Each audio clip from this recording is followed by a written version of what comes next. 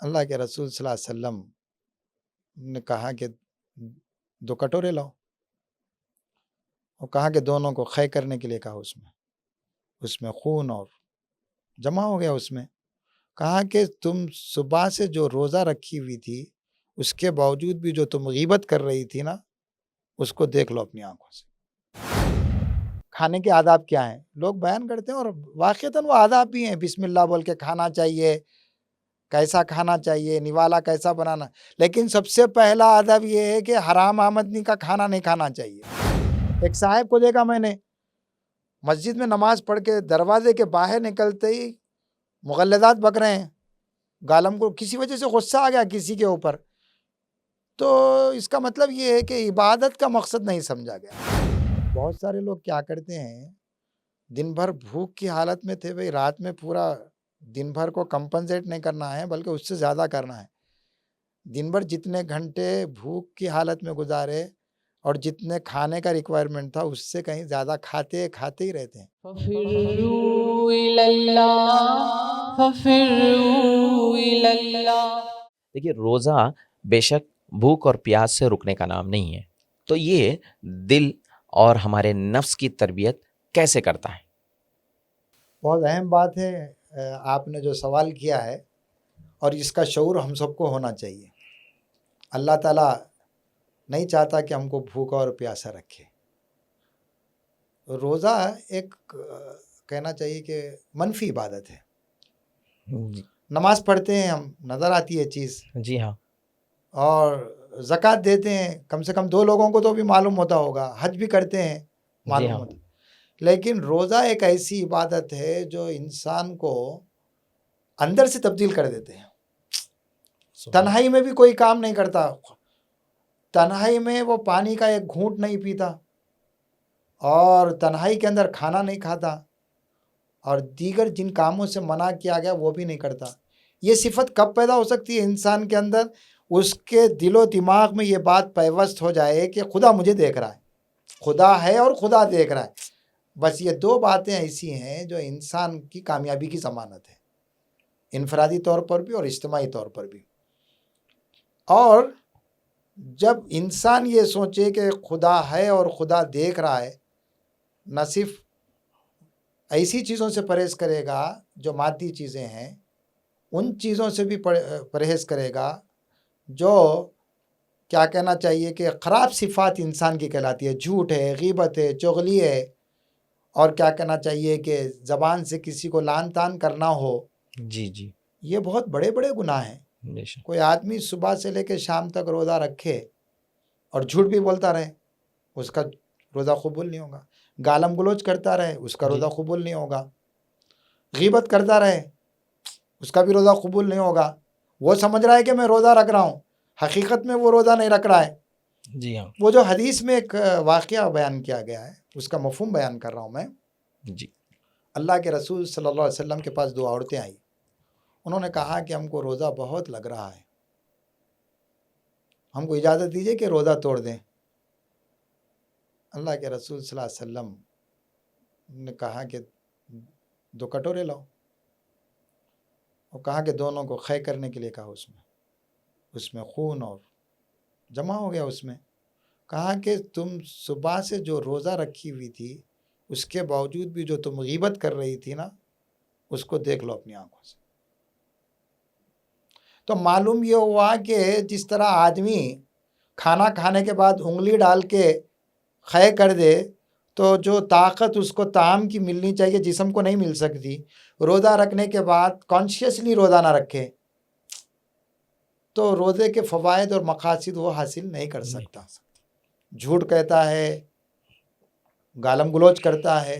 اسی لیے کہا گیا کہ روزے کی حالت میں کوئی تم سے گالم گلوچ کرو تو بہت پولائٹلی جواب دے دو کہ بھائی میں روزے کی حالت میں ہوں، میں تم سے بحث و مباحثہ نہیں کر سکتا، اور نہ میں تمہاری طرح گالی دے سکتا۔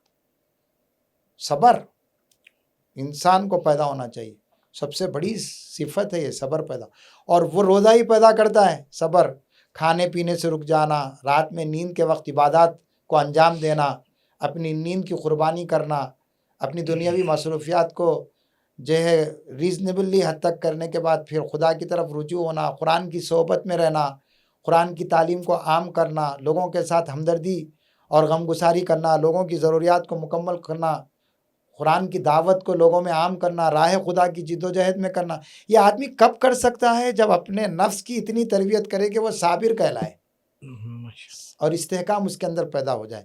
یہی کام جو ہے روزہ کرتا ہے۔ روزہ کیا ہے؟ ایک تربیت گاہ ہے، بے شک، تربیت گاہ ہے روزہ صحیح معنوں میں۔ جی، اور اس تربیت گاہ سے فارغ ہونے کے بعد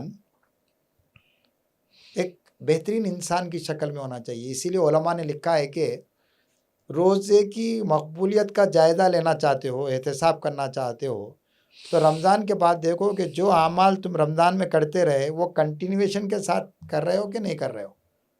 اگر وہ چیز رک گئی، ختم ہو گئی رمضان کی عید کے ساتھ، تو تمہارا روزہ قبول نہیں ہوا۔ اللہ، پھر رمضان کے بعد جھوٹ بول رہے ہیں، لوگوں کو تکلیفیں پہنچا رہے ہیں، اپنی زبان سے، اپنے عادہ و جوارے سے بدنکاہی کر رہے ہیں، اللہ، کانوں سے گندی چیزیں سن رہے ہیں، زبان سے جو ہے غیبت، چغلی، گالم گلوچ کر رہے ہیں، ہاتھ اور پیر کا غلط استعمال کر رہے ہیں، تو وہ پورا مہینے بھر کی ایکسرسائز بھوک اور پیاس کے سوا کچھ نہیں تھی۔ اسی لیے کہا گیا کہ روزہ ایک شعوری سفر کا نام ہے۔ جزاک اللہ خیر۔ نبی کرم صلی اللہ علیہ وسلم نے بھی ایک حدیث میں فرمایا کہ روزہ ڈھال ہے۔ یہ کس طرح ڈھال ہے؟ آپ اس پر کچھ روشنی ڈالیں۔ جیسا میدان جنگ میں کوئی ڈھال رکھے، جی، وہ دشمن سے مقابلہ کرتا ہے، جب تک ڈھال ہوگی اس کا جسم محفوظ ہوگا، اس کی جان محفوظ ہوگی۔ روزہ بھی اسی طرح سے ڈھال ہے۔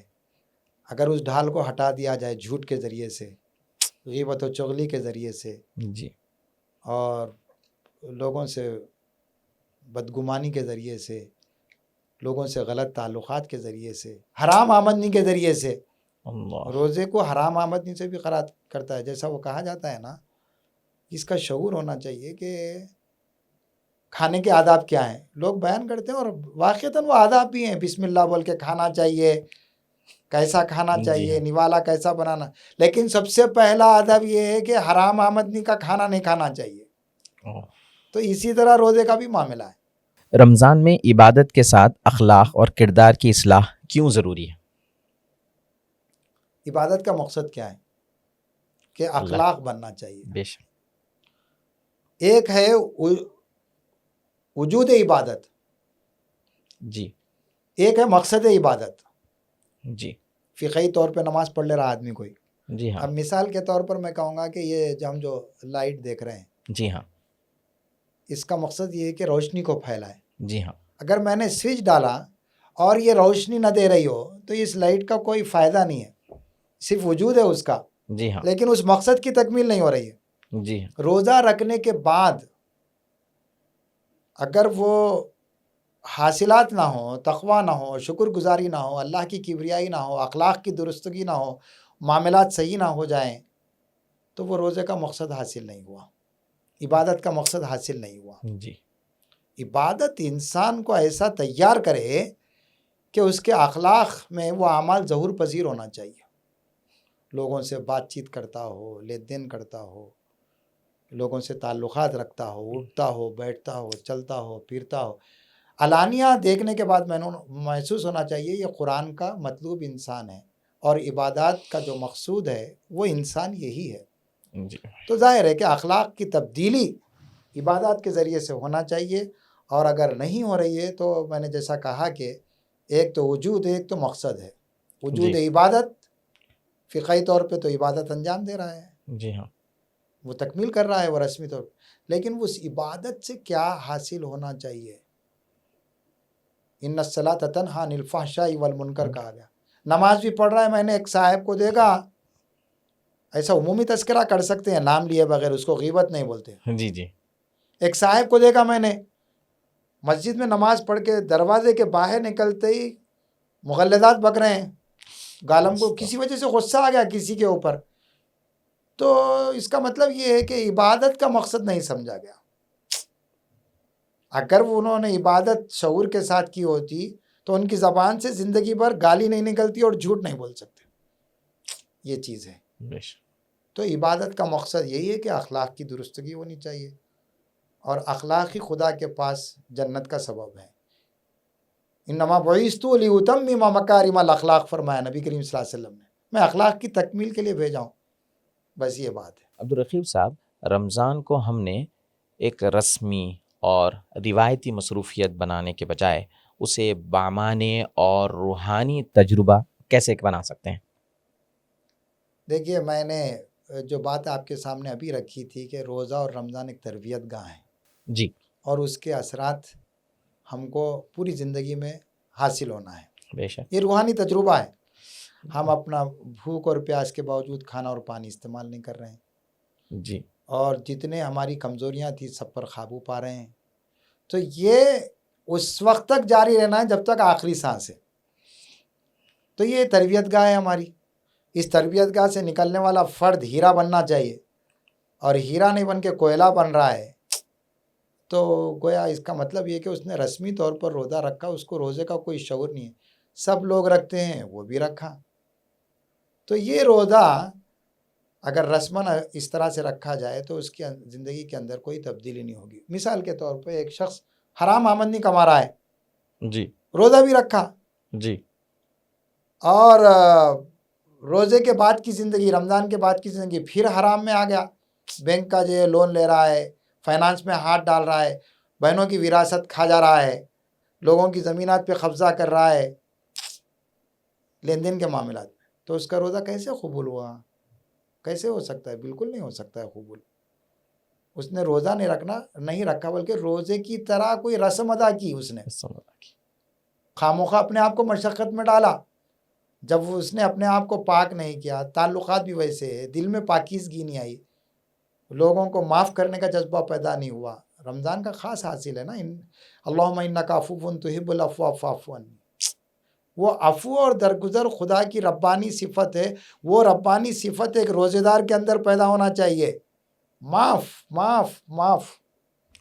وہ جو حدیث آئی ہے جس میں کہا گیا ہے کہ قیامت کے روز دو لوگ حاضر ہوں گے، مقدمہ دائر ہوگا، جی، اس نے مجھے اس طرح سے ستایا تھا، مجھے بدلہ دلائیے، تو اللہ تعالیٰ فرمائیں گے معاف کر دیں، کہے گا نہیں میں معاف نہیں کروں گا۔ اچھا، اللہ تعالیٰ فرمائیں گے ذرا اوپر نگاہ ڈالو، وہ دیکھا گا کہ اوپر جنتیں ہیں، بہترین محلات ہیں۔ وہ مان سوال کرے گا کہ اے اللہ یہ کس کے لیے؟ اللہ فرمائے گا اس کے لیے جو معاف کر دے، وہ معاف کر دے۔ تو یہ معافی کی صفت اس دنیا کے اندر بھی ہمارے اندر پیدا ہونا ہے، تو وہ اخلاقی صفات کا جو اعلیٰ معیار ہوگا۔ تو یہ روحانی تربیت ہے ہماری۔ بے شک، جسمانی تربیت الگ ہے اور روحانی تربیت بھی الگ ہے۔ عبدالرقیب صاحب، کیا تراویح میں قرآن سن لینا کافی ہوگا یا پھر ترجمہ، فہم، تدبر کرنا ضروری ہے؟ یعنی کہ قرآن سے عملی تعلق بنانا ضروری ہوگا؟ دیکھیے، قرآن کتاب ثواب تو ہے نہیں، یقیناً ثواب ہے اس کے اندر، لیکن صرف کتاب ثواب نہیں ہے، کتاب انقلاب ہے۔ قرآن کو پڑھنے والا آدمی کبھی چین اور سکون سے نہیں بیٹھ سکتا۔ کیوں نہیں بیٹھ سکتا ہے؟ قرآن جو ذمہ داریاں عائد کرتا ہے انسان کے اوپر، اس کی پوری زندگی کا عنوان عمل صالح، اشاعت قرآن، تبلیغ قرآن، راہ خدا کی جد و جہد، فہم قرآن، تلاوت قرآن، یہ سب اس کی زندگی کے موضوع بن جاتے ہیں۔ تو معلوم یہ ہوا کہ صرف رسمی طور پہ ہم کو قرآن پڑھنے کے لیے نہیں دیا گیا، یہ بہت بڑے مقاصد ہے۔ قرآن کو پہلے تو جن کو پڑھنا نہیں آتا ہے پڑھنا سیکھیں، جن کو پڑھنا آتا ہے وہ اچھا پڑھنا سیکھیں، جن کو اچھا پڑھنا آتا ہے وہ ترجمے سے پڑھیں، جو ترجمے سے پڑھ چکے ہیں وہ تفسیر کے ساتھ مطالعہ کریں، خود کو پڑھنا نہیں آتا ہے تو محفل میں بیٹھ کے کسی کے ساتھ سیکھیں، تفسیر پڑھیں۔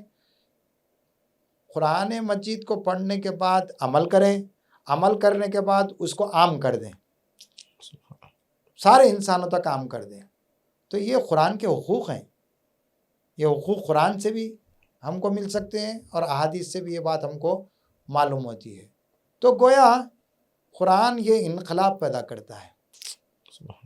صحابہ بس سمجھ کے قرآن پڑھتے تھے، اللہ کے رسول صلی اللہ علیہ وسلم کے تربیت یافتہ تھے، دیکھیں کیسا انقلاب پیدا ہوا، پوری انسان کی زندگی کو قرآن بنا دیا، خود بھی قرآن تھے اور قرآن بنا دیا۔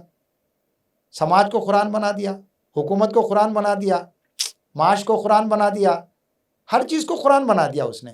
یہ کب ہوتا ہے؟ جب آدمی قرآن کو سمجھ کر پڑھنے کی کوشش کرے اور یہ ارادہ, عزم و حوصلہ اپنے اندر پیدا کرے کہ قرآن جس مقصد کے لیے نازل ہوا ہے وہ میرے اپنی ذات کے لیے پہلے نازل ہوا ہے, بے شک میں اس پر عمل کروں گا. تو یہ اصل چیز ہے. قرآن سے عملی تعلق قائم کرنے کا ایک مؤثر منصوبہ کیا ہو سکتا ہے؟ دیکھیے, جسم کو طاقتور رکھنے کے لیے عملی تجربہ ہے کہ روزانہ اس کو غذا دی جائے. ہاں تھوڑے دن تک غذا بند کر دیجئے, 1 مہینے تک. غذا سے اگر تعلق قائم نہیں کریں گے تو جسم کا وجود باقی نہیں رہے گا. نہیں رہے گا. اسی طرح قرآن سے تعلق ختم کر دیں گے تو خدا سے تعلق کیسے ہوگا؟ خدا کے رسول سے تعلق کیسا ہوگا صلی اللہ علیہ وسلم؟ خدا کے دین سے کیسے تعلق ہوگا؟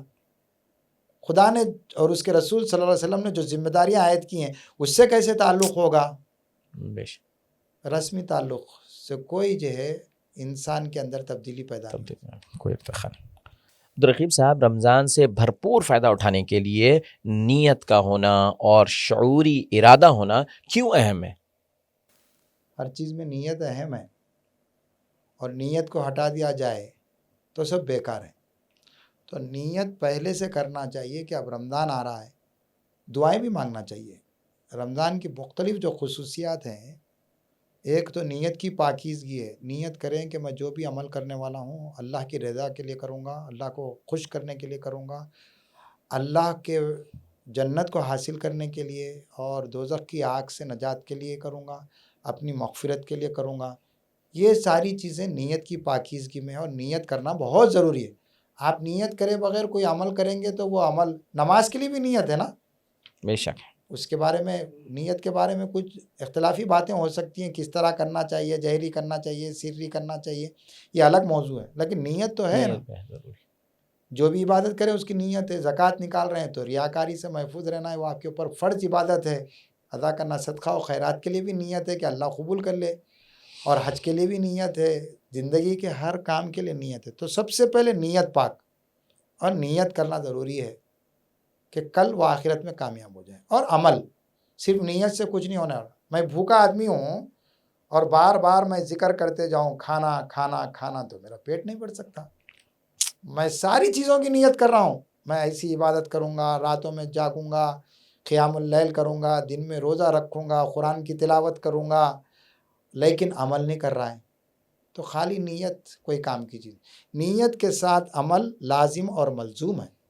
جی, اخلاص پیدا کرنے کا عملی طریقہ کیا ہو سکتا ہے؟ دیکھیے, اخلاص پیدا کرنے کے لیے اللہ تعالیٰ سے تعلق جتنا مضبوط ہوگا, اخلاص بھی اسی درجے کا ہوگا. اللہ تعالیٰ سے تعلق جتنا کمزور ہوگا, دنیاوی مقاصد شامل حال ہو جائیں گے اور اخلاص ختم ہو جائے گا. آدمی کو بار بار اپنی زندگی میں ہر عمل میں اخلاص کی دعا مانگنا ہے. انما الاعمال بالنیات کہا گیا, اور نیت کی پاکیزگی اخلاص سے ہی ہو سکتی ہے. تو یہ اللہ تعالیٰ سے بار بار مانگنا ہے, کیونکہ شیطان خون جس طرح رگوں میں دوڑ رہا ہے, اس کے وساوس بھی جس طرح نماز میں وساوس حملہ کرتے رہتے ہیں شیطان کے, جی جی, اس کی عملی زندگی کے اندر بھی شیطان مختلف طریقے سے حملے کرتے رہتا ہے. تو اس کو پہچاننا ہے. ایک تو نماز کے اندر جس طرح انی وجہت وجہی للذی فطر السماوات والارض حنیفا وما انا من المشرکین پڑھ کے داخل ہوتے ہیں, زندگی کے ہر عمل میں بھی انی وجہت پڑھ کے داخل ہونا چاہیے, تو اخلاص حاصل ہوگا. جزاک اللہ خیر. عبدالرقیب صاحب, کیا صرف اپنی اصلاح کر لینا کافی ہے, یا پھر دوسروں تک بھی یہ خیر اور ہدایت کا پیغام پہنچانا ہماری ذمہ داری ہے؟ بہت اہم سوال کیا آپ نے. اسلام کا مطلوب یہ ہے, اسلام چاہتا یہ ہے کہ ایک آدمی نیک نہیں بننا چاہیے, سب نیک بن جانا چاہیے. روزہ موسم بہار ہے, جی ہاں, ایک ایک آدمی پہ الگ الگ نہیں رکھا ہے اس نے. نماز اکیلے پڑھنے کے لیے نہیں کہا گیا, جماعت کے ساتھ اجتماعی طور پر. روزہ بھی سب کو ایک ساتھ سحری کرنا ہے, سب کو ایک ساتھ رکھنا ایک ساتھ. رمضان میں بھی ہم یہ کام کرنے کے بعد جو صاحب استطاعت لوگ ہیں, صاحب نصاب لوگ ہیں, وہ حج کو جاتے ہیں تو اکیلے اکیلے نہیں جاتے اپنی مرضی سے, سب اجتماعیت. جی ہاں, تو گویا پورے ماحول کے اندر تبدیلی پیدا کرنا اسلام چاہتا ہے. ایمان کا تقاضا ہے. تو آدمی خود نیک نہ بن جائے, خود جنت میں جانے کی فکر نہ کرے, بلکہ خود بھی نیک بنے, خود بھی جنت میں جائے, پورے ماحول کو نیک بنائے اور پورے ماحول کو جنت میں لے جانے کی کوشش کرے, پورے انسانوں کے لیے کام کرے. عبدالرقیب صاحب ایک سوال یہ بھی ہے کہ عموماً ہم یہ دیکھتے ہیں کہ غلط فہمیوں کا بازار گرم ہوتا ہے, تو رمضان کے اندر عام غلط فہمیاں کیا ہے اور اس سے کیسے بچا جا سکتا ہے؟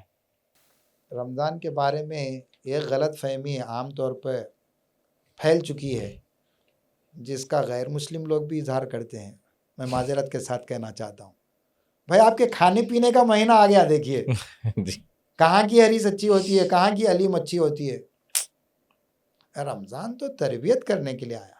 قلت طعام, قلت کلام, قلت منام. کم کھانا, کم بولنا, کم سونا, یہ 3 بہت اہم موضوعات ہیں. اب بہت سارے لوگ کیا کرتے ہیں, دن بھر بھوک کی حالت میں تھے, بھئی رات میں پورا دن بھر کو کمپنسیٹ نہیں کرنا ہے بلکہ اس سے زیادہ کرنا ہے. دن بھر جتنے گھنٹے بھوک کی حالت میں گزارے اور جتنے کھانے کا ریکوائرمنٹ تھا اس سے کہیں زیادہ کھاتے ہی رہتے ہیں. زیادہ کھانے سے کیا ہوگا, رات کی عبادات نہیں ہوگی, تراویح صحیح نہیں ہوگی, قیام اللیل کا مسئلہ پیدا ہو جائے گا. تو یہ ایک بہت بڑی غلط فہمی ہے کہ دن بھر کی بھوک کو رات میں مٹانا چاہیے. یہ غلط فہمی سے باہر نکلنا چاہیے. ایسی بہت ساری غلط فہمیاں پھیلی ہوئی ہیں. دن پورا جو ہے مکمل سونے میں گزار دینا چاہیے تاکہ رات پوری عبادت میں گزاری جائے, یا رات کو آرام کرنا چاہیے تاکہ بھوک کی حالت میں زیادہ اثر نہیں ہونا چاہیے. تو یہ سب غلط فہمیوں کو دور کرنا چاہیے. رمضان جد و جہد کا مہینہ ہے, کام کا مہینہ ہے, محنت کا مہینہ ہے, اور انشاءاللہ جنت اس کا پھل ہے. اللہ تعالیٰ کی مغفرت, اس کی رحمت اور جہنم کی آگ سے نجات, یہ سب اس کے ثمر ہیں, اس کے پھل ہیں. جی عبدالرقیب صاحب, ایک اور سوال یہ بھی ہے کہ رمضان میں سطحی دینداری سے کیسے بچا جائے؟ جو میری پوری گفتگو کا حاصل دیکھیے کہ کوئی بھی عبادت رسمی طور پر نہیں, شعوری طور پر کرنا, شعوری طور پہ ہونا چاہیے, چاہے کوئی بھی کام کریں. جی ہاں, ہم چاہیں رمضان میں صدقہ خیرات کریں, انفاق کریں, راہ خدا کی جد و جہد کریں, اقامت دین کا کام کریں, اور دعوت القرآن کا کام کریں, رجوع القرآن کا کام کریں, تلاوت قرآن کا کام کریں, فہم قرآن کا کام کریں, قرآن خود پڑھیں اور قرآن کی مجلسوں کو آباد کریں. یہ ساری چیزیں پورے شعور کے ساتھ کام کریں گے تو وہ بہترین رمضان ہوگا, بہترین عبادت ہوگی, بہترین عمل ہوگا. تو سطحی طور پر مطلب یہ ہوگا کہ سب کر رہے ہیں ہم بھی کریں گے, شعوری نہیں ہے. یہ کوئی بکریوں کا ریوڑ نہیں ہے. جی ہاں, کہ چند بکریاں ادھر جا رہی ہیں تو پیچھے کی چند بکریاں بھی ادھر جا رہی ہیں. ان کو معلوم نہیں ہے کہ اگر وہ سامنے کی بکریاں گڑھے میں گر جائیں تو یہ بھی گڑھے میں گر جائیں گے. آنکھیں جھکا کر چل رہی ہیں وہ بھی. ایسی بات نہیں ہے. ہر آدمی مکلف ہے کہ وہ شعور کے ساتھ عمل کرے. جزاک اللہ خیر. عبدالرقیب صاحب, شیطان کا حربہ یہ بھی رہا ہے کہ وہ بڑے نیکیوں کو چھوٹی نیکی سے کاٹ دیتا ہے, یعنی کہ ہم کو ایسے چھوٹی نیکیوں میں مشغول کر دیتا ہے تاکہ ہمارے سامنے جو بڑا مقصد ہے وہ نظر انداز ہونے لگتا ہے. تو اس کو کیسے روکا جائے؟ یہ جب تک پوری باتیں ذہن نشین ہم سب کے نہیں ہوں گی, جی, ہم جو ہے امتیاز نہیں کر سکیں گے چھوٹی نیکیاں کیا ہیں اور بڑی نیکیاں کیا ہیں. ہاں جی ہاں, اور چھوٹی نیکی کو بھی بڑی نیکی سمجھیں گے. سب سے بڑی نیکی, ساری چیزیں نیکیاں ہیں. تسبیح پڑھنا, استغفار کرنا, دعائیں کرنا, بہترین اعمال کرنا, برائیوں سے بچنا, جھوٹ سے بچنا, اور یہ ساری نیکیاں ہیں. لیکن سب سے بڑی نیکی یہ ہے کہ اللہ کے بندوں کو اللہ کے دین کی طرف بلایا جائے, امر بالمعروف و نہی عن المنکر, اور اقامت دین کا کام کیا جائے. سنت کبریٰ ہے یہ, اللہ کے رسول صلی اللہ علیہ وسلم کی تمام سنتیں جس پر عمل کرنا چاہیے. ہر سنت کی اہمیت ہے, لیکن جو آپ کی زندگی کی سب سے بڑی سنت ہے, راہ خدا کی جد و جہد ہے. انسانوں کو خدا کی طرف بلانا, خدا کے دین کی طرف بلانا, خدا کے کتاب کی طرف بلانا, یہ سنت کبریٰ ہے. یہ شعور پوری امت میں ہم سب کو پیدا کرنے کی ضرورت ہے. بہت سارے لوگ کر رہے ہیں الحمدللہ, لیکن جو نہیں کر رہے ہیں ان کے اندر بھی یہ شعور پیدا ہونا چاہیے کہ یہی زندگی کا اصل مشن اور نصب العین.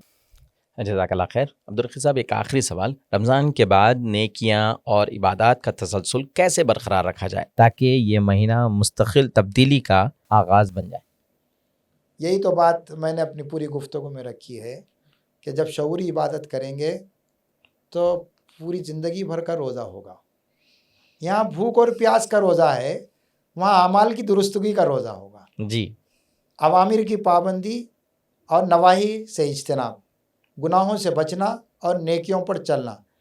صرف کھانا پینا چلتے رہے گا، لیکن روزے کے اندر جتنی چیزوں کی احتیاط کرنے کی بات اللہ اور اس کے رسول صلی اللہ علیہ وسلم نے بتائی تھی، وہ باقیہ زندگی میں بھوک اور پیاس نہیں ہے، لیکن باقیہ پوری چیزیں زندگی کا ایسی کنٹینیویشن ہوں گی کہ وہ روزے داری ہوگا پوری زندگی میں. جی ہاں. جیسا پورا رمضان مہینہ گزر جانے کے بعد عید کا دن آتا ہے، پوری زندگی جب روزہ بن جاتی ہے، موت کے بعد جنت اس کے لیے عید کا دن ہوگا. بے شک. اللہ کی رضا اس کے لیے عید کا دن ہوگا، اللہ تعالیٰ کی خوشنودی اس کے لیے عید کا دن ہوگا، حوض کوثر سے پانی کی سیرابی اس کے لیے عید کا دن ہوگا، گناہوں سے مغفرت اس کے لیے جو ہے کیا کہنا چاہیے کہ عید کا دن ہوگا. جی ہاں. آپ کا بہت بہت شکریہ، آپ ہمارے اسٹوڈیوز آئے اور ہمارے لیے اور ہمارے ناظرین کے لیے ایک بہترین طریقے سے رمضان کو کس طرح گزاریں اس کے اوپر آپ نے بہترین انسائٹس دیے ہیں.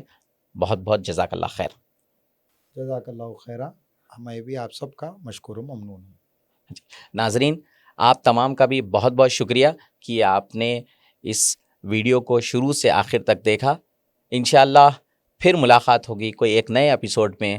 جب تک کے لیے دیجیے اجازت. السلام علیکم ورحمۃ اللہ وبرکاتہ. ففروا إلى الله ففروا إلى الله.